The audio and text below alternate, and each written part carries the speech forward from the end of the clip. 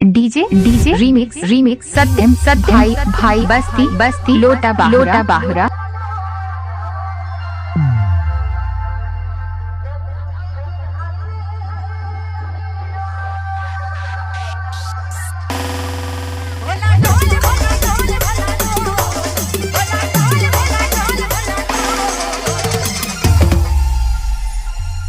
अच्छा, पीछे वाली बातें मैंने भोले बाबा से नहीं करते हैं क्या प्यार?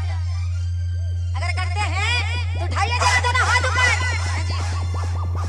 मैं जानबूझकर नीचे नहीं जा रही, ऊपर जाऊंगी तो खो जाऊंगी, फिर इधर वाले नहीं देख पाएंगे। जरा उठाइए सबका हाथ ऊपर के साथ और कहेंगे क्या? भोला ढोल भोला ढोल भोला ढोल भोला ढोल भोला ढोल भोला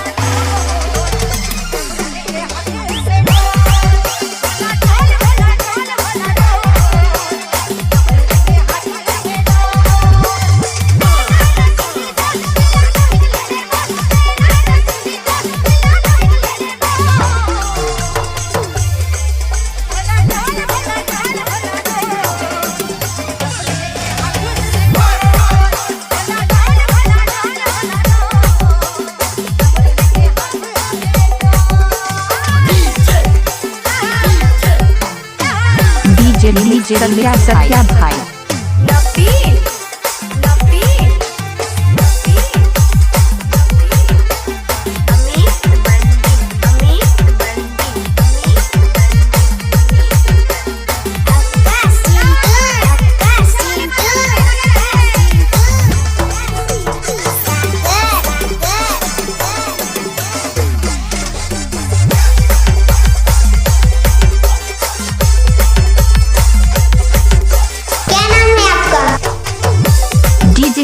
सत्यम भाई।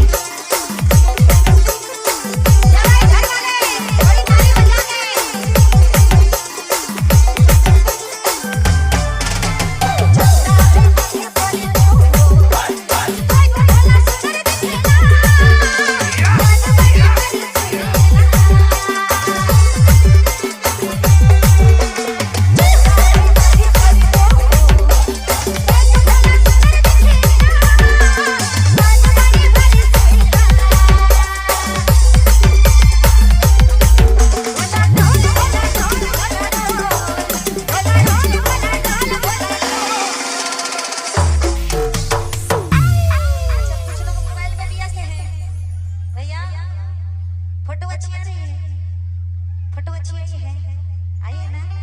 ज्यादा अच्छी लगी तो दीवार पे चिपका दीजिएगा, ठीक है? और भी ज्यादा अच्छा लगे तो 2-4 को माला में डाल दीजिएगा। लेकिन मेरी बात को गौर से सुनिए कि आज धरती और आकाश का मेल हो जाएगा। जो मोबाइल में व्यस्त है, मेरी बात को गौर से सुनिए कि आज धरती और आकाश का मेल हो जाएगा। और मोबाइल पॉकेट में डालकर ताली नहीं बजाए तो मोबाइल का नेटवर्क फेल हो जाएगा। उठाइए जरा दोनों हाथ ऊपर, सबका हाथ ऊपर और ताली के साथ देंगे। थोड़ी सी मोबाइल डाल लीजिए ना पॉकेट में, बाद में अच्छा सा सेल्फी ले लीजिए, ठीक है? और कहेंगे क्या? भोला ढोल भोला ढोल भोला ढोल भोला ढोल भोला ढोल भोला ढोल।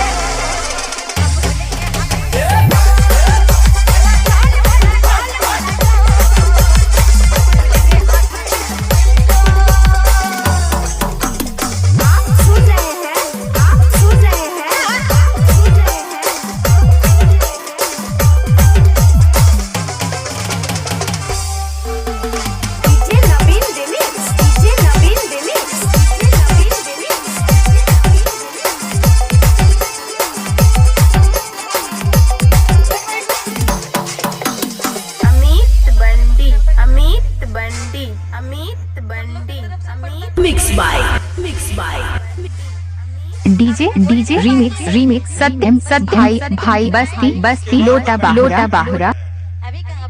कहाँ घर है?